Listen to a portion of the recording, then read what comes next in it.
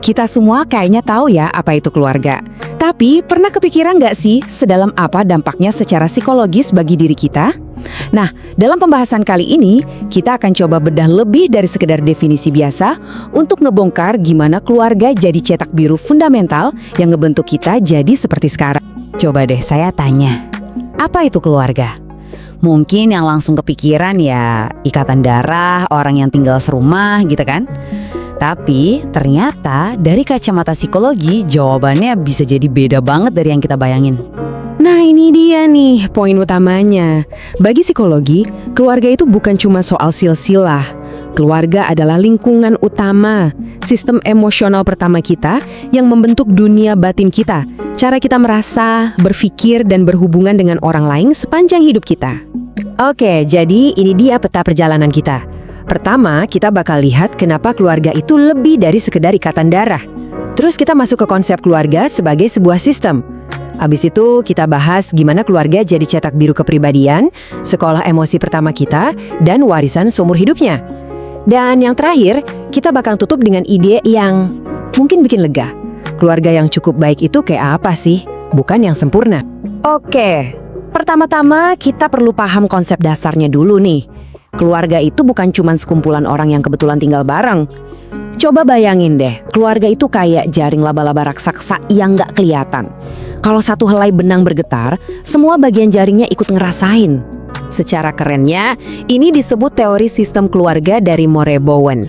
Intinya tuh simple tapi dalam banget. Keluarga adalah satu unit emosional.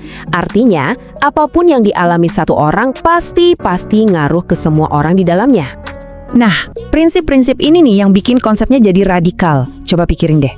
Kalau setiap anggota saling mempengaruhi dan perubahan di satu orang bikin semuanya harus adaptasi, itu artinya apa? Artinya di dalam keluarga hampir nggak ada yang namanya masalah pribadi. Bener-bener nggak ada. Setiap tindakan, setiap mood yang berubah, setiap tantangan, itu semua kayak riak air yang nyebar ke seluruh kolam. Contoh paling gampangnya nih, kita lihat ada anak yang suka bikin masalah di sekolah. Nah, teori ini ngajak kita buat nggak langsung ngejudge anaknya, tapi nanya, ada apa ya di sistem keluarganya? Karena sering banget perilaku anak itu cuma puncak gunung es, cuma sinyal dari ketegangan yang lebih besar dan tersembunyi di rumah. Oke, dari konsep sistem, kita geser sedikit. Kalau keluarga itu sebuah sistem, dia juga arsitek utama yang ngerancang, cetak biru kepribadian kita. Ini dalam banget loh. Disinilah fondasi kita dibangun. Semua hal-hal paling dasar dalam hidup. Cara kita mencintai dan ngerasa dicintai, cara kita ngelola emosi, cara kita percaya sama orang lain, bahkan cara kita mandang diri sendiri, harga diri kita. Itu semua pertama kali diajarin dan dibentuk di sini, di dalam keluarga. Kutipan ini benar-benar nangkep semuanya ya. Pengaruhnya itu jauh lebih dari sekedar ngasih makan dan tempat tinggal. Ini soal ngebentuk inti dari diri kita, jiwa kita. Nah, ini dijelasin dengan bagus banget sama teori kelekatan dari John Bowlby. Jadi gini, dari kita bayi, kita tuh udah belajar dunia ini aman gak ya lewat hubungan sama orang tua atau pengasuh kita. Kalau kebutuhan kita direspons dengan kasih sayang, kita bakal punya kelekatan yang aman. Ini jadi modal kita buat percaya sama orang di masa depan. Tapi sebaliknya, kalau enggak, bisa jadi kita punya kelekatan yang gak aman, yang bisa ninggalin jejak cemas, takut ditinggalin, yang kebawa terus sampai kita dewasa. Nah, ini dia benang merahnya. Jadi banyak banget masalah hubungan yang kita alami pas dewasa, entah itu dalam percintaan, pertemanan, atau bahkan kerjaan. Kayak misalnya takut komitmen, posesif, atau susah banget percaya sama orang. Itu akarnya seringkali bisa ditarik mundur, jauh ke belakang, ke pelajaran pertama kita tentang hubungan di rumah. Selanjutnya, kita lihat peran krusial lainnya dari keluarga. Sebagai sekolah pertama kita buat ngertiin dunia emosi yang super rumit. Setiap keluarga itu punya kurikulum emosionalnya masing-masing, sadar atau nggak sadar. Di satu sisi, ada ruang kelas yang sehat, di mana semua emosi boleh dirasain dan diungkapin. Mau marah, sedih, senang, semua valid. Tapi di sisi lain, ada ruang kelas yang represif. Di sini, perasaan-perasaan tertentu, mungkin marah atau nangis, dianggap jelek, harus disembunyiin.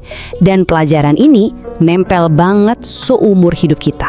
Cepak biru ini dampaknya nggak berhenti di hubungan dan emosi aja loh, tapi bener-bener ngebentuk seluruh jalur hidup kita, identitas kita, apa yang kita anggap penting, dan ya, bahkan kesehatan mental kita.